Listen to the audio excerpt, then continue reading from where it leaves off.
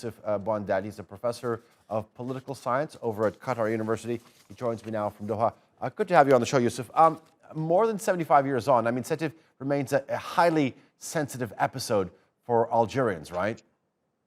Well, I think that it remains sensitive and it will be forever in the Algerian memory, and it will be used to push the French to issue an apology for the crime that have committed not only on that day, but for the previous 115 years and the other 17 years, because I think the massacres of the 8th of May 1945, the French asked Algerians to fight with them against Nazi Germany, and they promised that if Germany is defeated, then Algeria would be granted its independence. And when Germany surrendered, Algerians took to the streets of three cities in mainly Sétif, Guelma, and Kharrata to celebrate the surrender of Germany, and secondly, to remind the French to honor their promise. Obviously, the French did not keep their words, and they massacred what Algerian official records suggest 45,000 people killed, whereas some historians put it at a lower figure. But regardless of anything, the 1945 massacres marked the turning points in the Algerian struggles for independence, and it showed, at least the Algerian leadership at that time, that the only way forward would be an armed struggle, and the Algerians started to think about waging a war against the French as the only way to achieve independence. Talk to more about this turning point, because obviously you just mentioned that the killings had none other than a transformative impact on not only the anti-colonial movement, but also this pro-independence push.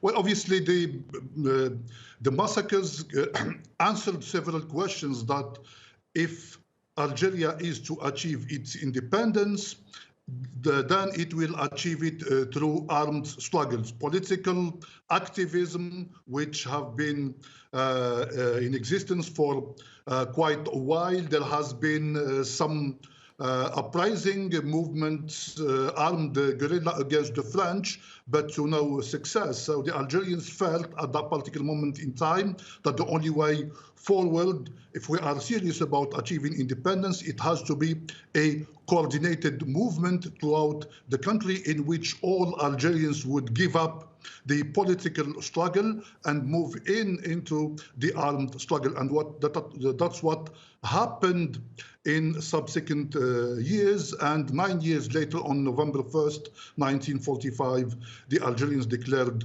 a whole-scale war against the French. Youcef, we remember just a couple of months ago that the French President Emmanuel Macron actually admitted that a prominent sort of independence figure, Ali Bouandel, had been tortured and he'd been killed by French forces, who then subsequently covered up his death and labeled it as a suicide. Yes, but when we look at it today, we're still short of a formal state apology.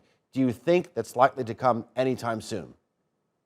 Well, I don't think it will come anytime soon, but it will come at some point, because the Algerian-French memory has been more or less a taboo subject for years. But recently, over the last few years, there has been some overtures from France, like what you said earlier on.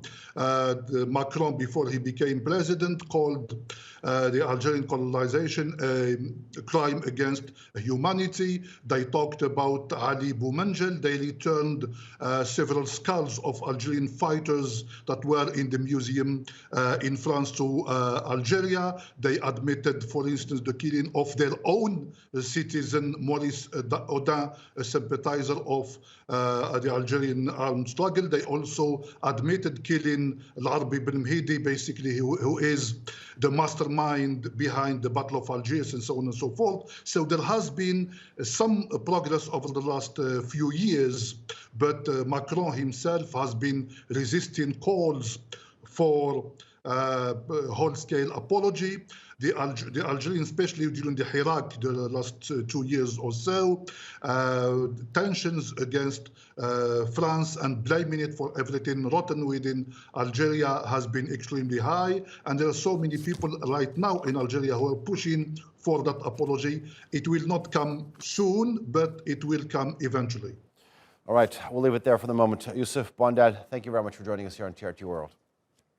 Thank you.